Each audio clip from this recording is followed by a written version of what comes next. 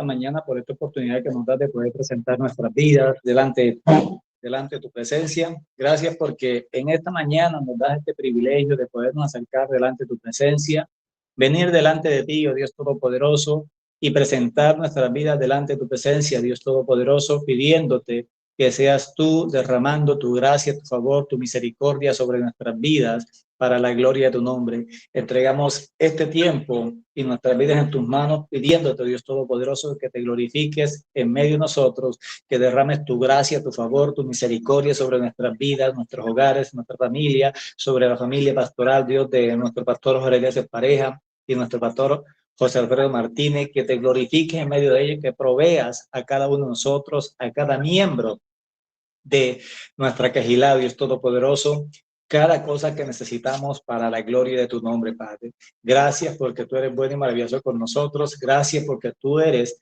el Rey de Reyes, Señor de Señores. Tú eres nuestro Dios, nuestro ayudador, nuestra esperanza, nuestra fortaleza. Bendice nuestras vidas de una manera especial, Dios Todopoderoso, y derrama tu gracia y tu favor sobre nuestras vidas para la gloria de tu nombre, Padre. Gracias en el nombre de Yeshua. Amén. Bueno, gracias una vez más por estar con nosotros aquí conectados en esta mañana. Hoy vamos, ¿me están escuchando, verdad? Amén.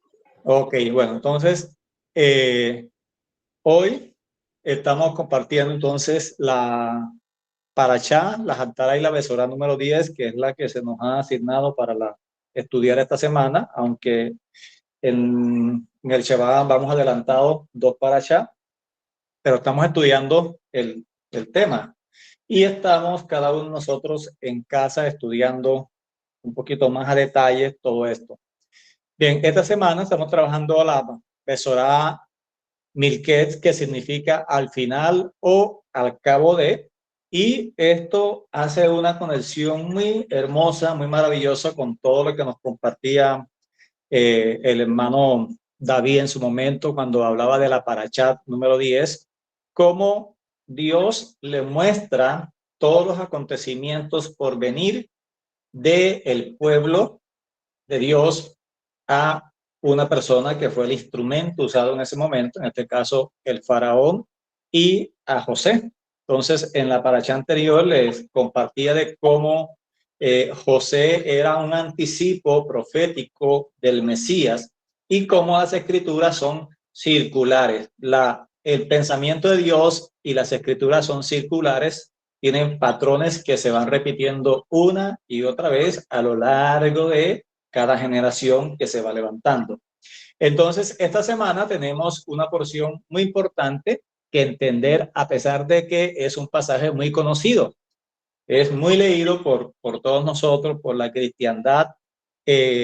Vamos a estar estudiando el capítulo 13 y el capítulo 14 del Evangelio de Marcos. Espero que pueda avanzar lo más posible porque hay mucho material, hay muchas cosas interesantes e importantes que debemos comprender a la luz de lo que estamos viviendo hoy. Hoy podemos entender muchas cosas que hace unos años atrás no podíamos ver con la claridad que la podemos ver hoy. Hoy podemos tener una perspectiva mucho más amplia de la palabra, del evangelio, de los tiempos finales, y es lo que vamos a tratar de exponer y vamos a tratar de analizar en esta mañana para poder tener una visión más clara de lo que está sucediendo. Entonces, empecemos con el texto y vamos a empezar leyendo en Marcos capítulo 13, versos 1 y 2, y dice lo siguiente. Dice, saliendo Jesús del templo, le dijo uno de sus discípulos, maestro, mira qué piedras y qué edificios. Jesús le respondió y le dijo, ¿ves estos grandes edificios? No quedará piedra sobre piedra que no sea derribada. Los discípulos al recibir esta respuesta de Yeshua, ellos empiezan a pensar, a analizar, a ver en su mente, en su corazón, si esto va a ser destruido, si el templo, que es el centro de la adoración en Israel, en el pueblo de Dios, va a ser destruido, entonces, ¿qué va a pasar? ¿Cuáles señales van a presentarse. ¿Cómo va a ser entonces la adoración de aquí en adelante que el templo va a ser destruido? Porque ellos le dicen, maestro, mira, qué edificio tan hermoso, mira cuán majestuoso está este lugar que se fue reconstruido, que demoraron 7 años reconstruyéndolo. De hecho, lo reconstruye el Imperio Romano y ellos pusieron su sello en el Imperio Romano y eso quedó registrado en la historia y lo podemos corroborar en los registros de Flavio Josefo, donde él muestra que el Imperio Romano, en este caso la persona que Herodes, que reconstruye el templo, le colocó en toda la puerta un águila que simbolizaba las legiones de los ejércitos de Roma y otros muchos más símbolos que colocaron dentro del templo, profanando el templo.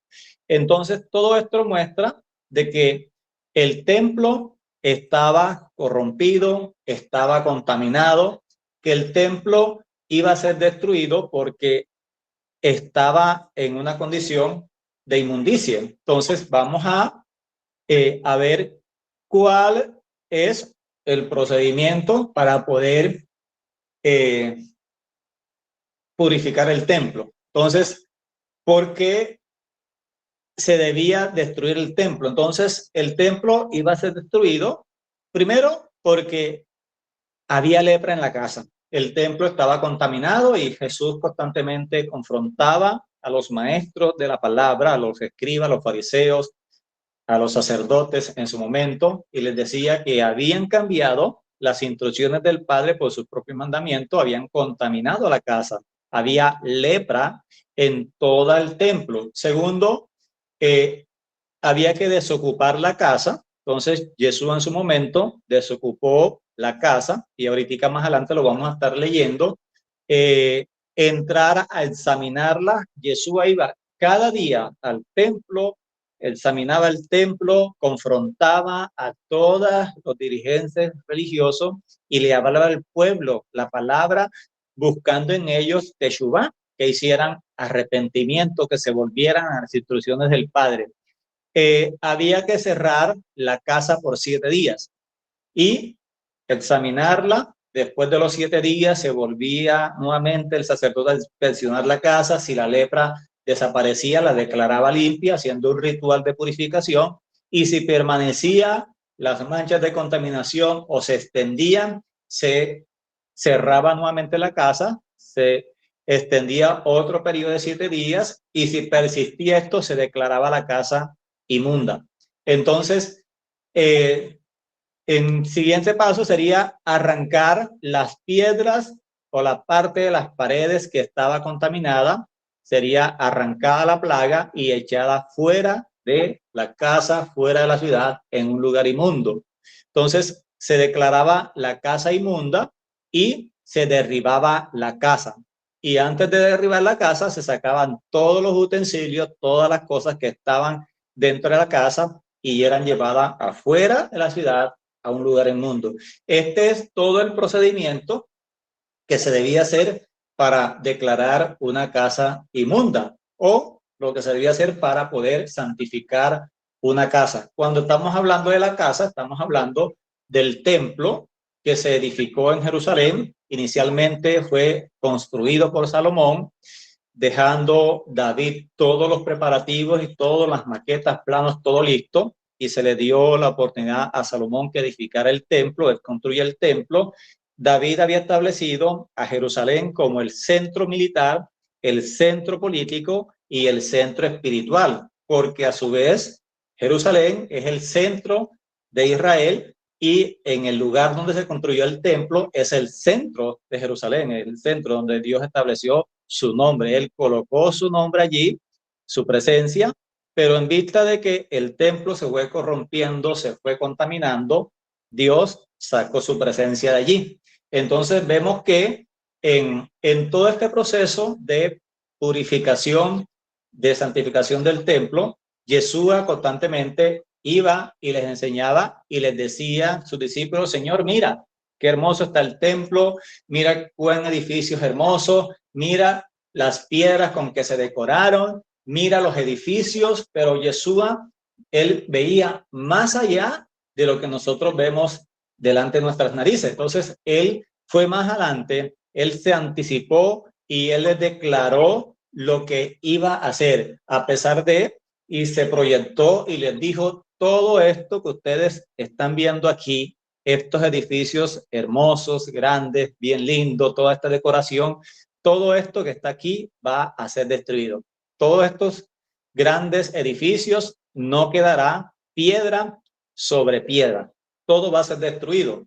Esto llama mucho la atención a sus discípulos y entonces, ¿por qué y cómo sería el procedimiento para declarar casa? Entonces, vamos a la Torá. Vamos a lo que dice las Escrituras. En Levítico capítulo 14, verso del 38, del 33 al 38, vamos a estar leyendo y ahora seguimos. Dice lo siguiente: habló también Yahweh a Moisés y a Aarón diciendo: cuando hayáis entrado en la tierra de Canaán, la cual yo os doy en posesión, si pusiere yo plaga de lepra en alguna casa de la tierra de vuestra posesión, vendrá aquel a quien fuere de la casa y dará aviso al sacerdote diciendo: algo como plaga ha aparecido en mi casa. Aquí hay algo importante que resaltar. ¿Quién coloca la plaga en la casa?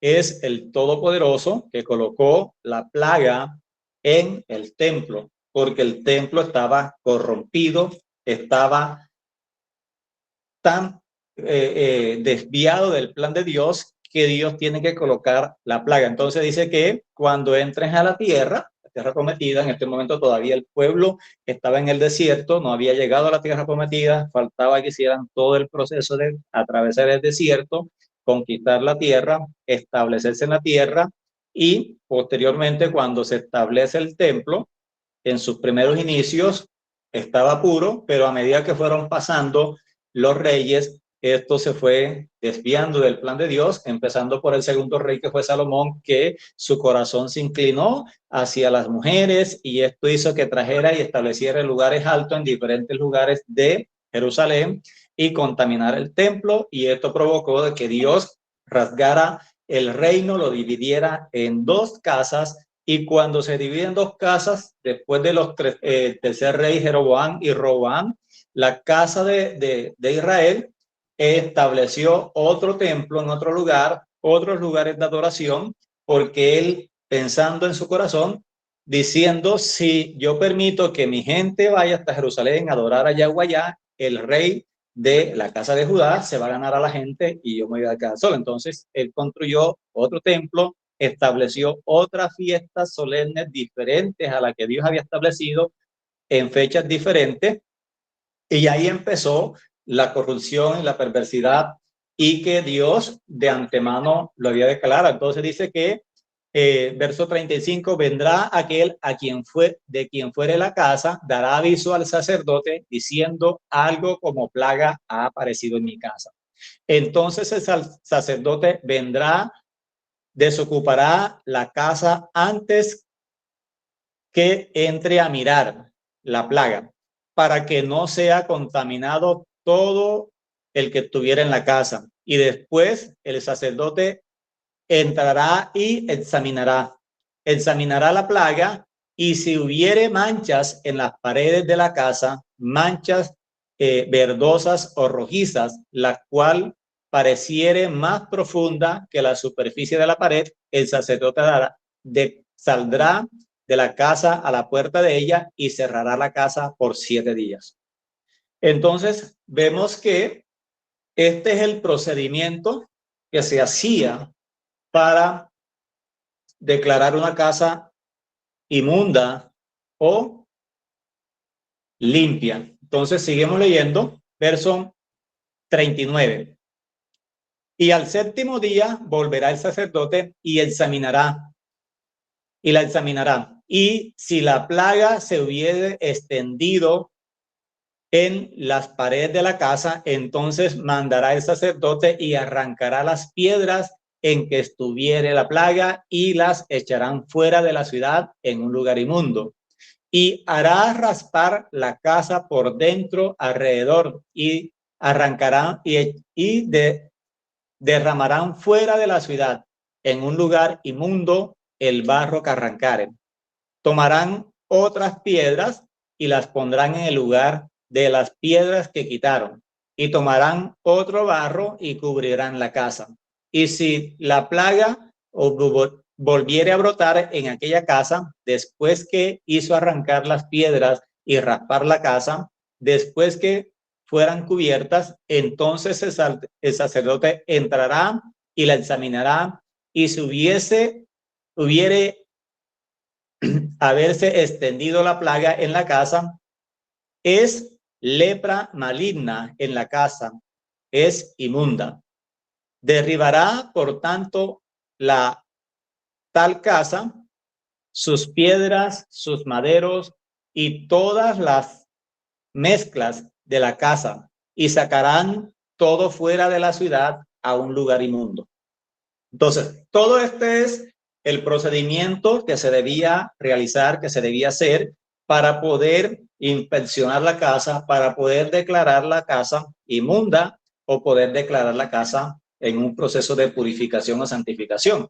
Entonces, más adelante vamos a estar viendo cómo se santificaba la casa y por qué los discípulos quedan tan impactados cuando Jesús les dice, no quedará piedra sobre piedra que no sea derribado. Entonces, vemos que, ¿qué hizo Yeshua? Entonces, Yeshua examinó la casa, enseñaba cada día en el templo, y eso lo podemos corroborar y ver en Lucas capítulo 19, verso 47. Dice, y enseñaba cada día en el templo, pero los principales sacerdotes y los escribas y los principales del pueblo procuraban matarle. Entonces, Yeshua siempre estaba enseñando al pueblo, estaba enseñando a los líderes religiosos y estaba buscando en ellos que ellos hicieran teshuvá, hicieran arrepentimiento, que se volvieran de sus propios caminos, de su propia religión, de sus propios mandamientos a las instrucciones del Padre Celestial, a la Torá, a la verdadera palabra, no a los mandamientos de hombre. Entonces, ¿qué hacían estas personas?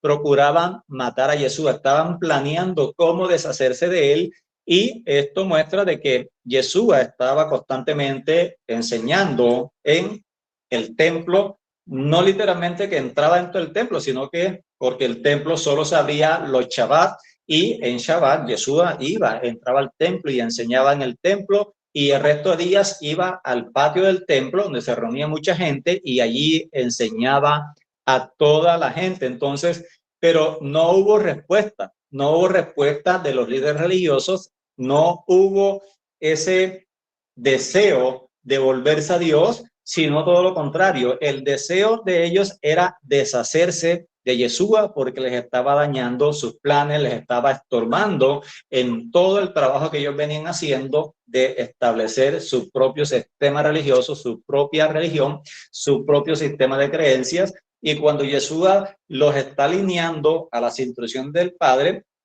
tenían confrontación, pero no se produjo teshuvá, no se produjo el arrepentimiento, porque Yeshua siempre buscaba todo esto, que se diera arrepentimiento, que se diera este proceso de volverse a Dios, de dejar todas aquellas cosas incorrectas o que aprendieron mal y se volvieran a la palabra como Dios la había establecido, y no se dio. Entonces, Yeshua manda a desocupar la casa y veíamos aquí todo el procedimiento. Él llega, examina la casa, ve que hay contaminación, y en todos los evangelios podemos ver eso, cómo los líderes religiosos, los fariseos, los saduceos, siempre se acercaban a Jesús con todo esto, porque Jesús mismo se lo decía, ustedes han dejado los mandamientos de Dios y han hecho sus propios tacanos, sus propios mandamientos. Entonces, él mira la casa, se da cuenta de que el sacerdocio estaba corrompido, ya no había sacerdotes según el orden de Aarón, sino que los sacerdotes eran nombrados por Roma y eran un negocio político allí. Entonces, estaba en control todo eso, era corrupción, empezando desde el sacerdocio, empezando con todo lo que se hacía en el templo, los negocios que tenían, el pueblo en común traía sus corderitos para los sacrificios, los sacerdotes que se encargaban de inspeccionar los corderos le decían, este cordero no sirve, tienes que comprar uno de los que nosotros vendemos aquí en el patio, y tenían que ir allá, comprar un cordero, y después tomaban ese mismo cordero que traía el siervo que traía a la persona para sacrificarlo y después lo echaban para el patio de los vendejos y se lo vendían a otro. Entonces era un negocio. Traían su dinero y tenían que cambiarlo por la moneda oficial del templo. No, esto no sirve, tienes que ir allá y cambiar. Entonces ellos ganaban comisión, dinero en todo esto que se estaba haciendo. Esa era la corrupción que se veía en el tiempo de Yeshua. Todo eso, y Yeshua constantemente los confrontaba. Entonces él examina, se da cuenta que la casa está contaminada, él manda desocupar la casa, él entra, porque Yeshua entra y examina al pueblo, examina la casa, evalúa todas las enseñanzas que estaba recibiendo el pueblo y que estas personas le estaban dando al pueblo, y Yeshua corrobora que estaban desviados, que estaban apartados, que se habían desviado del plan de Dios, y por eso siempre la invitación de volver a las sendas antiguas, de volver al plan original de Dios. Entonces, por eso Yeshua manda a cerrar, a desocupar la casa. Y vemos que finalmente fue destruido el templo, y cuando Yeshua le dice a estos dos discípulos, ellos quedan impactados. Entonces, en Jeremías 7, versículo 11, dice lo siguiente: es cueva de ladrones delante de vuestros ojos esta casa sobre el cual mi nombre es invocado. He aquí que también yo lo veo, dice Yahweh. Entonces, esas mismas palabras, Yeshua se las cita, porque ya el profeta lo había declarado, que el lugar que se había establecido para hacer la casa de Dios, para ser el lugar donde se invocaba el nombre del Todopoderoso, se había convertido en una casa, una cueva de ladrones, donde el pueblo, Yeshua le decía literalmente a los líderes: ustedes de labios me honran, pero su corazón está lejos de mí. En vano me buscan, porque no me están buscando completamente, con todo su corazón, genuinamente, sino que de labios me honran. Entonces, en Marcos capítulo 17, versículo 15 al 17, dice lo siguiente: vinieron pues a Jerusalén, y entrando Jesús en el templo, comenzó a echar a los que vendían y a los que compraban en el templo, volcando las mesas de los cambistas y las sillas de los que vendían palomas, y no consentía que nadie atravesara el templo llevando utensilio alguno, y enseñaba diciendo: no está escrito, mi casa será llamada casa de oración para todas las naciones, mas vosotros la habéis hecho una cueva de ladrones. Eso muestra el nivel de corrupción que había en el templo, que había en todo el sistema religioso que se estaba presentando en ese momento en que Yeshua está enseñando, en que Yeshua estaba confrontando al pueblo. Eso nos muestra el nivel de contaminación que había en la casa de Dios, que había en el sacerdocio, que había en todas las enseñanzas que se le daba. Y hoy por hoy, en nuestros días, también tenemos que hacer una auditoría, y que nosotros, gracias al Eterno, nos permitió empezar ese proceso de audituar nuestra fe, hacer la auditoría a todas las enseñanzas que habíamos recibido, y eso nos ayudó que nosotros pudiésemos alinearnos a lo que el Padre Celestial había establecido desde el principio. Nos pudo ayudar de tal manera que nosotros hoy tratamos cada día en nuestras vidas caminar conforme a lo que el Padre estableció. Pudimos sacar todas las enseñanzas que recibimos que eran incorrectas, que eran mandamientos de hombre, que eran contrarias a la palabra, y que hoy procuramos caminar lo más bíblicamente posible, lo más alineado a lo que el Padre Celestial ha establecido. No somos perfectos todavía, no hemos terminado, seguimos en el proceso, porque Dios va a seguir santificando más y más nuestras vidas. Entonces, esto era lo que se estaba viviendo en su momento, y por eso Yeshua aquí confronta, por eso Yeshua aquí le ordena: desocupa la casa, saca a todo fuera, y esto lo vimos nosotros claramente desde hace mucho tiempo, lo vemos en las películas, cuando las películas que hablan acerca de la vida de Yeshua y muestran estas escenas donde él coge las mesas, las volca, las echa por allá, abre los corrales de las ovejas, las saca y todo esto. Y los líderes religiosos se confrontan con todo esto y preguntan quién te dio esta autoridad y por qué estás haciendo esta señal.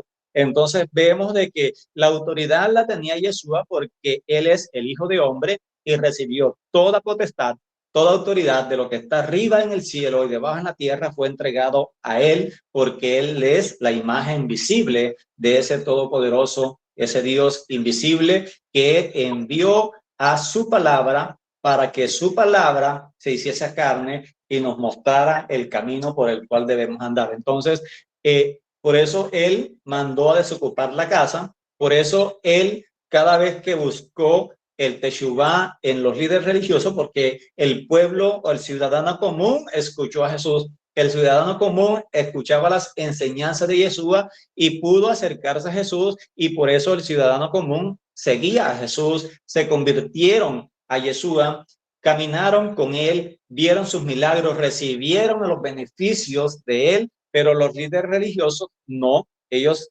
reprobaron el examen, no pasaron la prueba, no quisieron hacer auditoría a sus doctrinas, a su fe, y ellos siguieron en su error. Por eso Yeshua tiene que mandar desocupar la casa y finalmente la casa o el templo fue destruido. No quedó piedra sobre piedra y están los registros históricos, y en los registros históricos de Roma quedó establecido que en el año 70 de la era común fue destruido el templo, fue quemado, derribado y fue saqueado. Todos los tesoros del templo, los utensilios, todo lo que había allí fue sacado fuera del templo, cumpliéndose la palabra, y llevado a un lugar inmundo.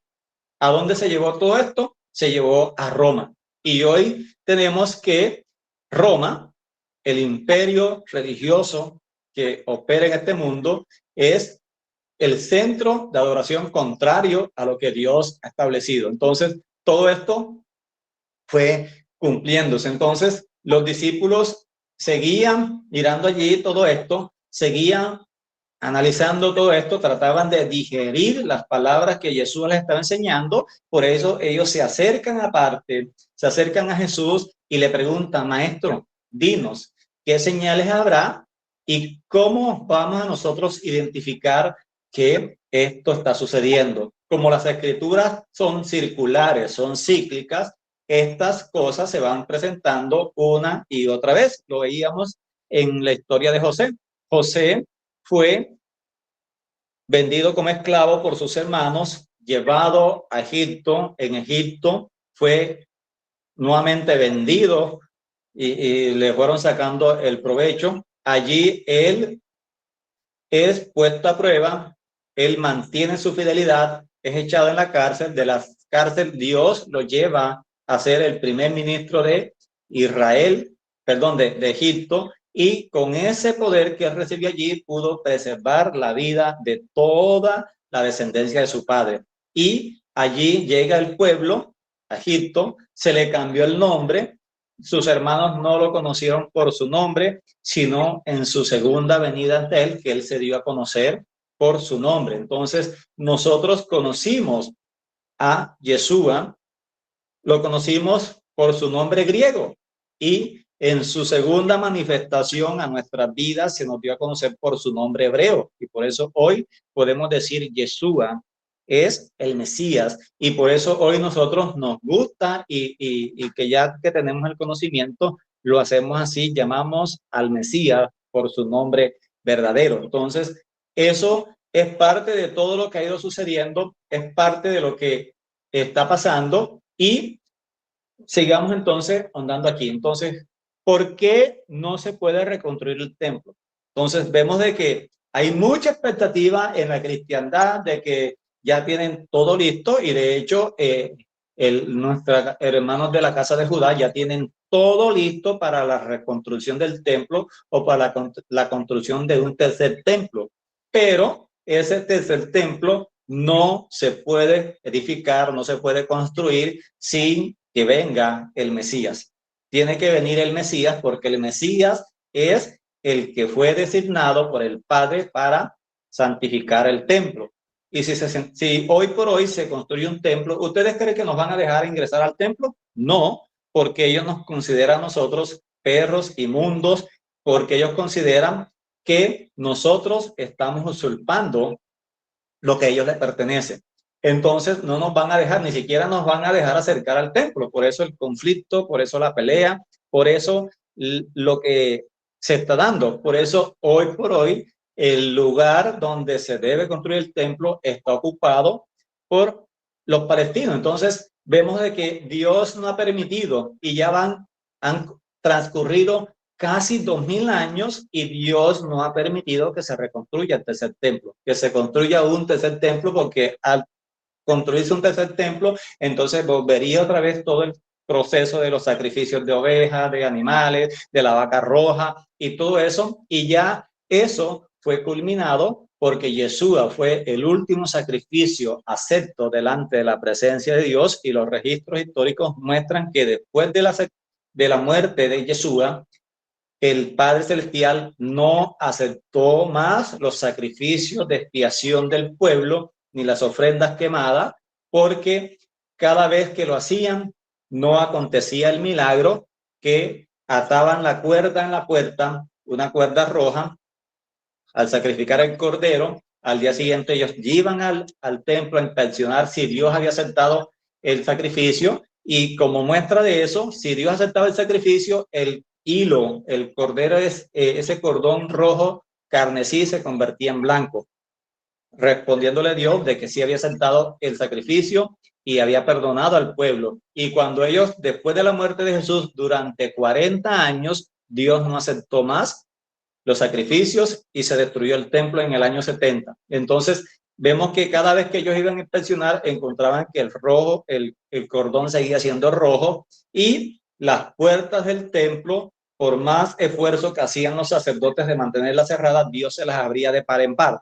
Entonces eso nos muestra de que Dios ya no se encerró en cuatro paredes, sino que Él estableció un nuevo sacerdocio, Él estableció un nuevo templo que Él mismo va a construir, a reconstruir, y que lo va a hacer en su tiempo. Entonces vemos que, ¿por qué no se reconstruyó el templo? Por todas esas cosas que les estoy diciendo. Entonces Levítico capítulo 14, versículo 38 al 55, nos muestra cómo se debe hacer la consagración o la dedicación del templo, de la casa que estaba contaminada, que estaba inmunda, que fue declarada inmunda, cómo se debía restaurar y cómo se debía hacer el procedimiento para santificarlo nuevamente. Entonces vemos aquí, versículo 48 dice: mas si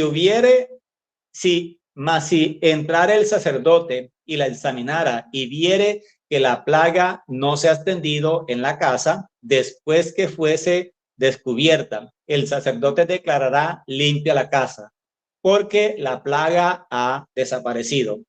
Entonces, esto, si se hace hoy, de hecho, sigue contaminada la casa.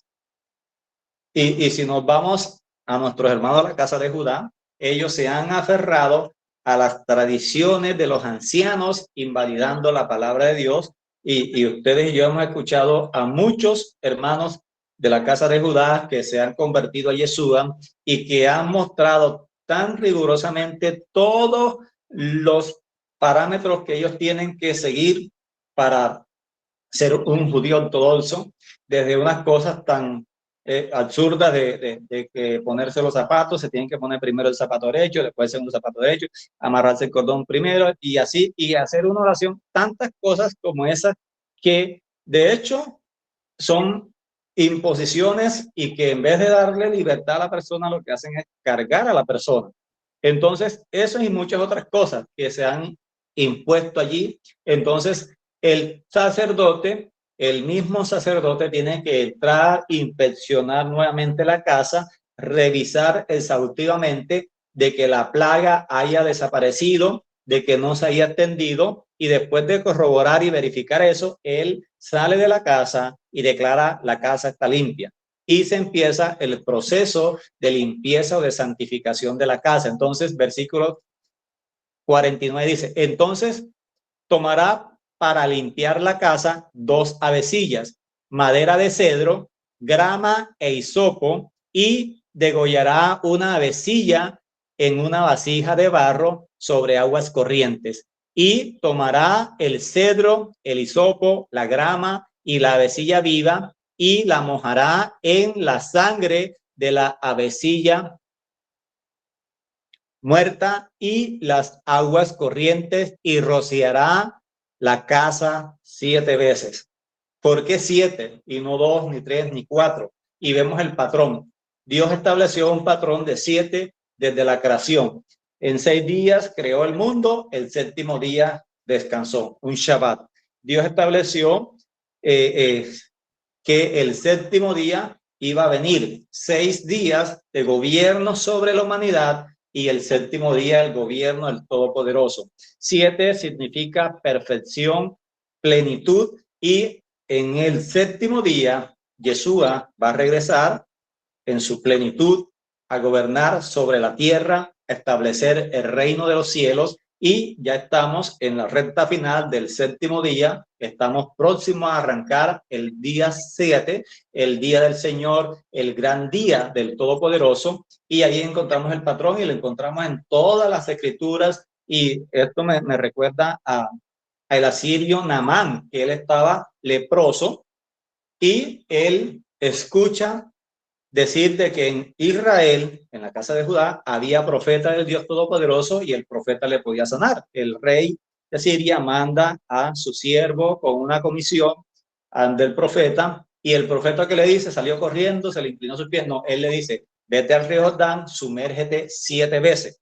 7 veces el siervo, el rey, este hombre no quería, su siervo lo convence, va al río Jordán, se sumergen 6 veces, no pasó nada, y en la séptima vez dice la escritura que se sumergió, salió del agua limpio y su piel era tan limpia como la de un bebé. Entonces vemos de que ese patrón y muchos otros patrones encontramos en la escritura, y eso se va repitiendo una y otra vez en las generaciones. Entonces sigue diciendo, versículo 52, y purificará la casa con sangre de la avecilla, con las aguas corrientes, con la avecilla viva, la madera de cedro, el hisopo y la grama. Luego soltará la avecilla viva fuera de la ciudad sobre la faz del campo, y así hará expiación por la casa y será limpia. Esto es la ley acerca de toda plaga de lepra y de tiña, y de la lepra en los vestidos y en la casa. Resulta que los registros bíblicos nunca muestran de que una casa se haya contaminado de lepra. Muestran las personas, la ropa, pero no hay un registro literal de que una casa se haya llenado de lepra.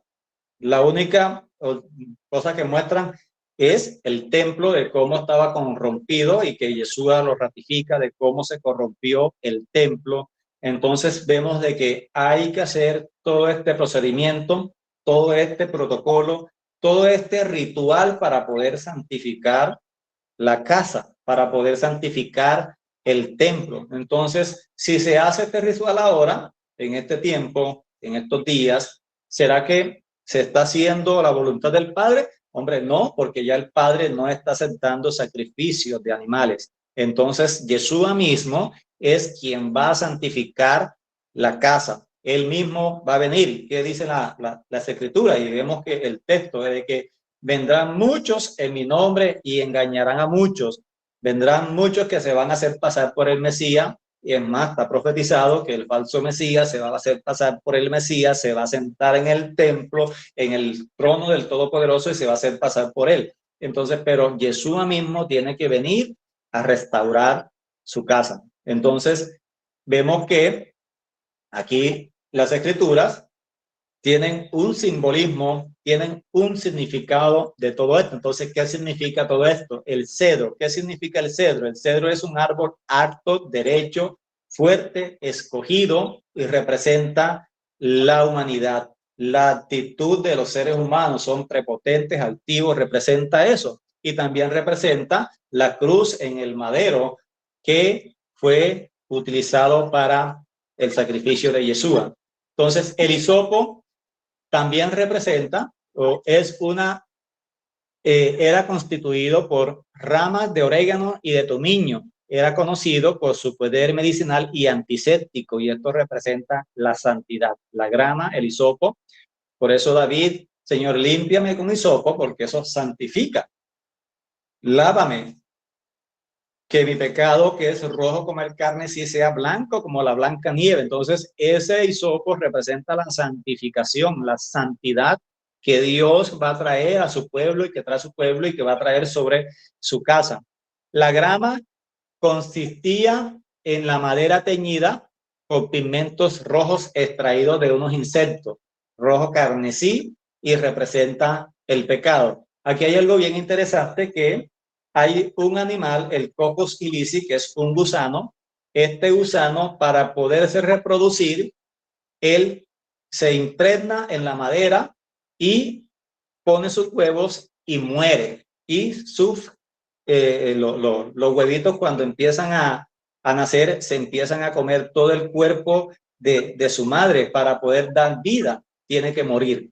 Y eso representa a Yeshua. Yeshua, para podernos dar vida a nosotros, él tuvo que morir en la cruz. Él tuvo que derramar su sangre y teñir el madero de sangre por nosotros. Entonces, vemos cómo eso tiene una representación simbólica y cómo nosotros podemos encajar todo esto con Yeshua. Entonces, las avecillas, dice que una avecilla había que sacrificarla, meterla en el agua corriente, echar su sangre allí, y con esa agua corriente y la sangre había que santificar la casa. Entonces, Yeshua muere, y una avecilla de esa representa la muerte de Yeshua por todos aquellos nosotros que hemos creído en él, por su pueblo, por las ovejas perdidas de la casa de Israel. Y la otra avecilla, que es liberada, también representa la resurrección de Yeshua, que él se levanta, es liberada fuera del campamento, fuera de la ciudad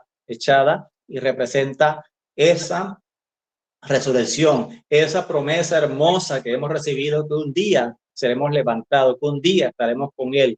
Y las aguas vivas representan la Torá, representan a Yeshua, que es la fuente de agua viva, la cual representa también la presencia del Espíritu de Santidad del Todopoderoso, del Eterno. Entonces vemos cómo Yeshua mismo es quien va a restaurar el templo. Entonces el Todopoderoso nos ayude para que nosotros podamos seguir entendiendo su palabra, podamos seguir comprendiendo todas las cosas que están aconteciendo. Y sigue diciendo el texto en Marcos capítulo 13, verso 3, dice lo siguiente: y se sentó en el monte de los olivos frente al templo. Pedro, Jacobo, Juan y Andrés le preguntaron aparte: dinos, ¿cuándo serán estas cosas? ¿Y qué señales habrá cuando todas estas cosas hayan de cumplirse? Jesús respondiéndoles les dijo,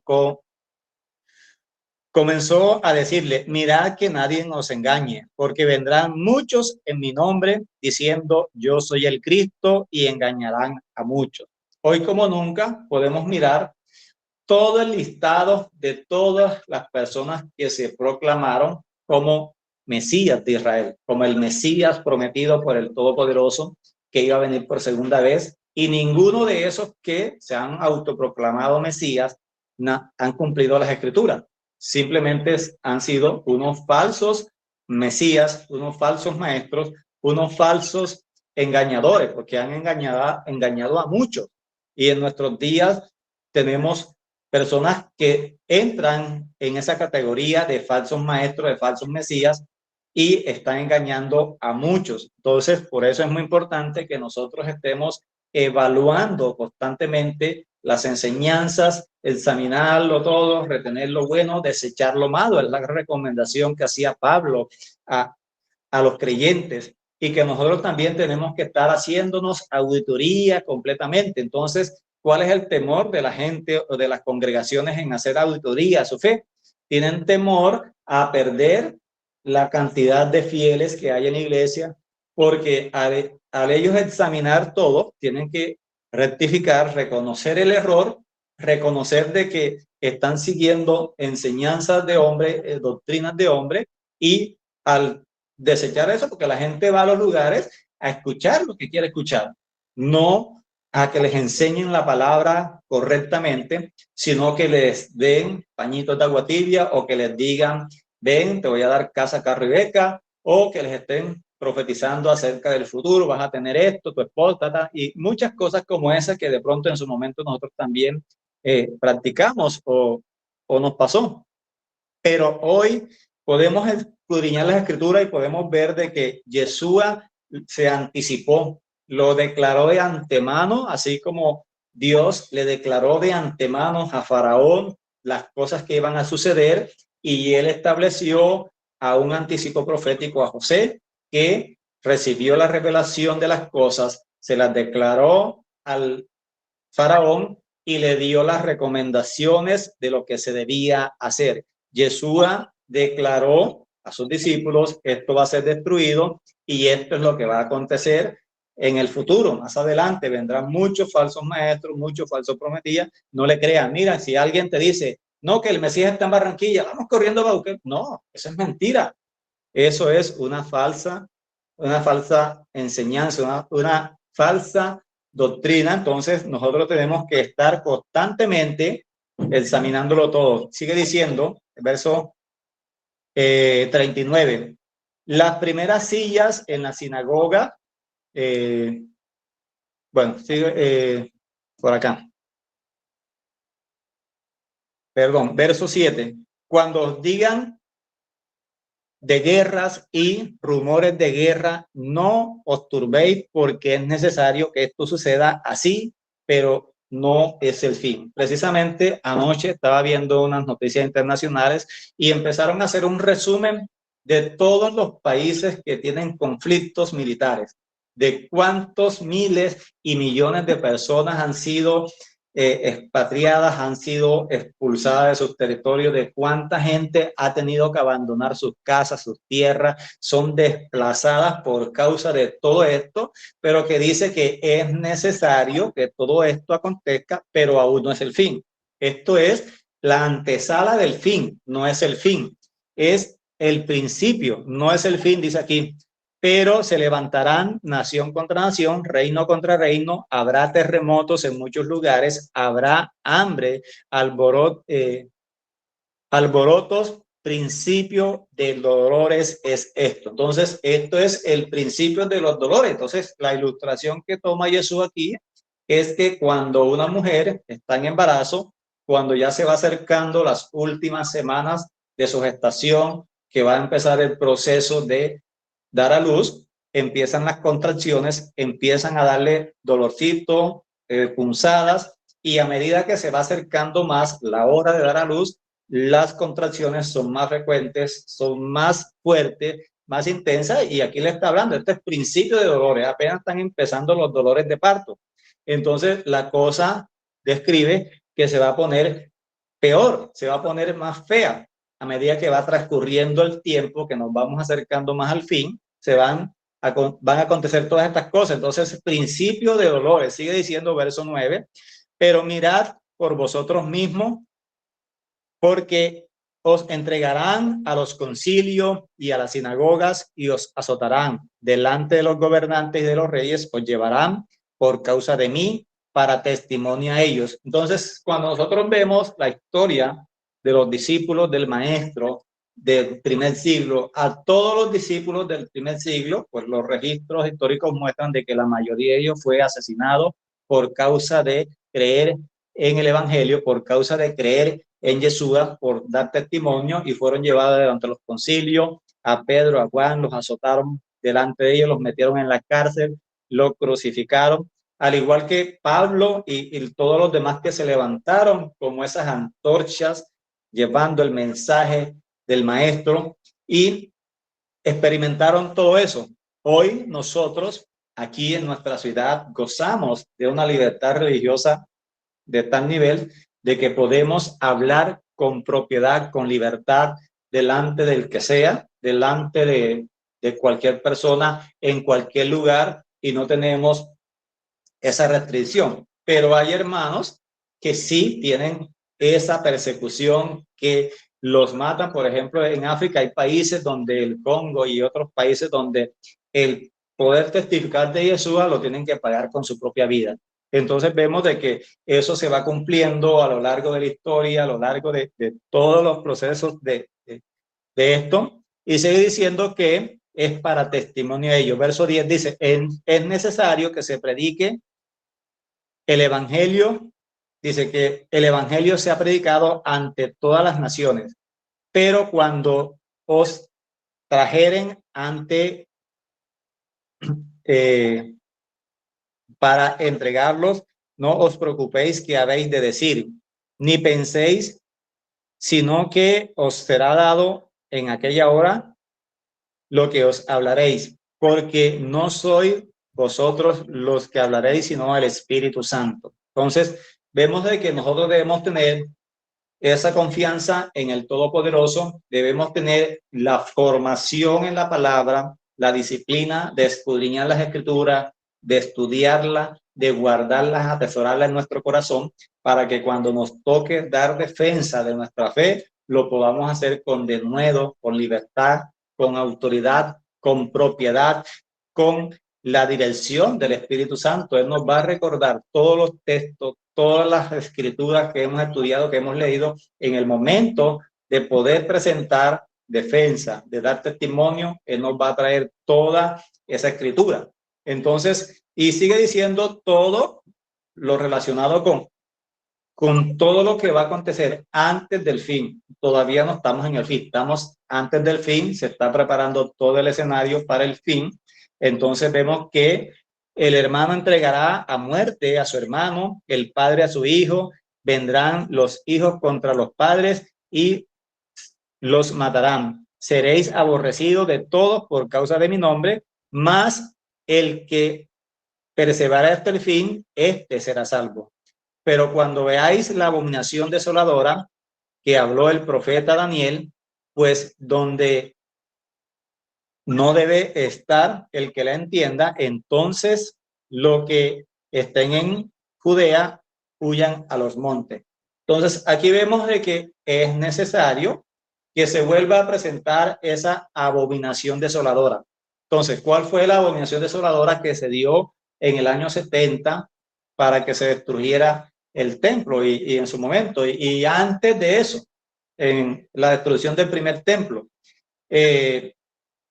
hubo un personaje, Antioquio V, creo que es, este introdujo en el templo de Jerusalén la estatua de Zeus y sacrificó cerdos en el altar del Todopoderoso. Esto fue la abominación desoladora y esto hizo que se destruyera el templo, que quedara contaminado, y durante muchos años Israel estuvo sin templo hasta la época del año 47 antes de Cristo, que se empezó a restaurar el templo, se restauró y de hecho quedó también ese templo edificado, pero siguió la contaminación, porque Roma, a través del gobernador que había en Jerusalén en ese momento, él coloca en la puerta del templo un águila que representaba las legiones de los ejércitos de Roma y otros muchos símbolos dentro del templo, indicando que Roma tenía potestad y soberanía sobre el templo y sobre todo Jerusalén. Entonces vemos de todo esto, de cómo se van desarrollando las cosas, de cómo hoy el mundo entero está patas para arriba, cada día hay más desastres, cada día hay más personas que públicamente hacen debate y declaran de que Dios no existe, cada día es más las tinieblas de este mundo y cada día nos vamos acercando más al fin de los tiempos, al fin de la era de gobierno del ser humano, pero se está preparando todo el escenario para que se den todas las señales pertinentes que fueron declaradas. Entonces vendrá el Hijo del Hombre en la nube y reinará. Entonces Yeshua es el Mesías, Yeshua es ese mismo que nos ha anticipado todas las cosas que van a suceder de antemano para que nosotros estemos preparados, para que nosotros tengamos claridad de lo que va a acontecer y, como dicen por ahí, no como más cuentos, sino que estemos aferrados a las Escrituras, estudiando la palabra y pudiendo estar conectados con Él para la gloria de su nombre. Que el Todopoderoso les continúe bendiciendo, que sea Él ayudándonos cada vez más para que podamos seguir adelante. Amén, amado, amén. Amén. Amén, amén, hermano. Amén.